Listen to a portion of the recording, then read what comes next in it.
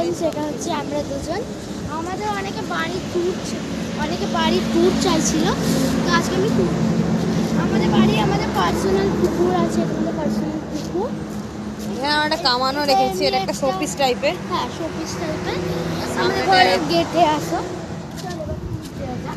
এটা হচ্ছে আমাদের গেটটা।